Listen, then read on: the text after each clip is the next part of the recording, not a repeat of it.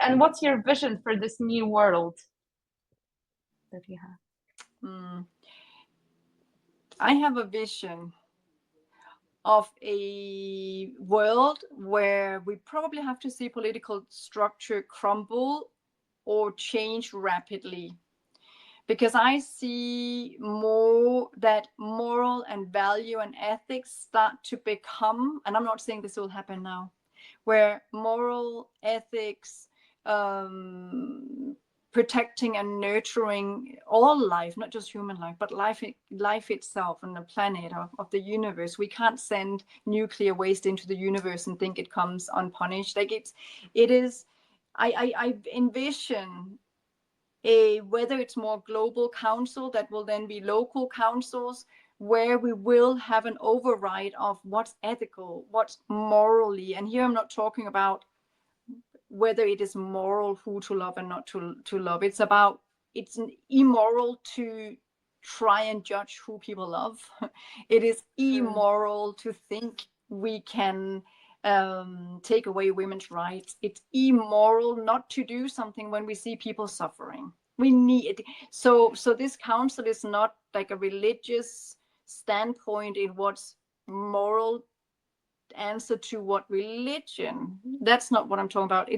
It's councils where we are literally protecting life, where we are protecting humans, and where we understand that we have so many human resources to fix every problem if we wanted to. We have more than enough resources financially on this planet for nobody to go hungry ever, and those who have abundantly still have abundantly. we have a world of enough.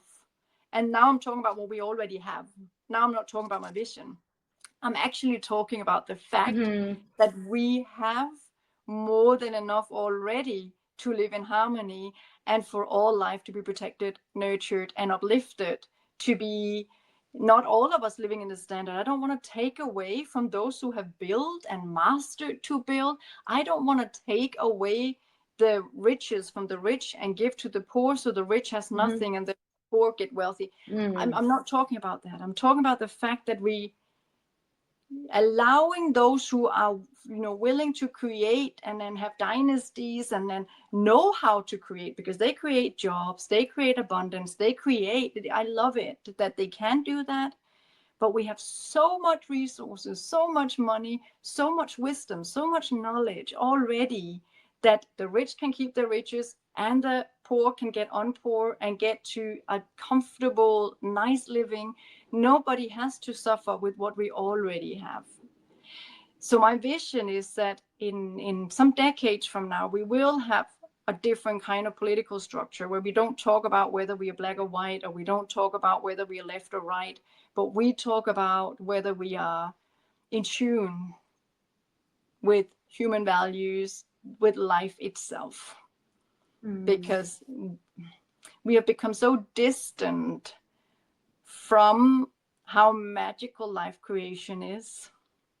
We have become so distant from, when I see my child, she had her fingers cut open on a playing field and went to the doctor. He glued it together, and the way it looked, I was devastated. I thought those fingers are never going to be normal. When we took off the bandage 2 weeks later, they're beautiful, beautifully shaped fingers. She was healed. It was beautiful. It was all fine. When I look at the healing process, when I look at when I got pregnant and I realized that life creation going on, when we know as women that we get repaired when we are pregnant, if we have anything that could go against life creation, we would heal.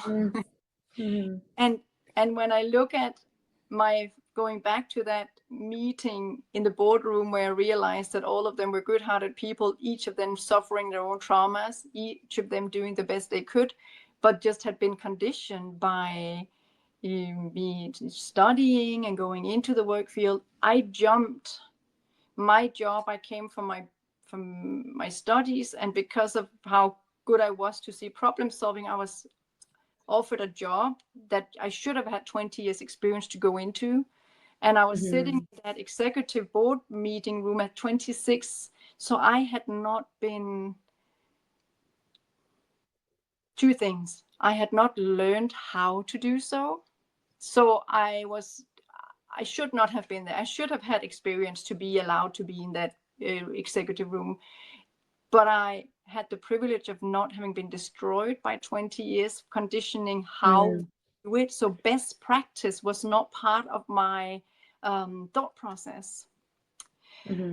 And that is where we're at now.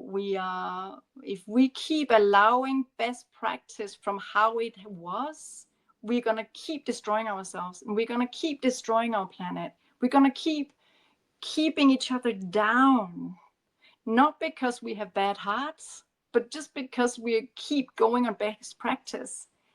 We need to have some quantum leaps, because when doctors at hospital learned to wash their hands, suddenly we survived miraculously. So washing our hands was a quantum leap in hospitals before we went into surgery. How simple is that?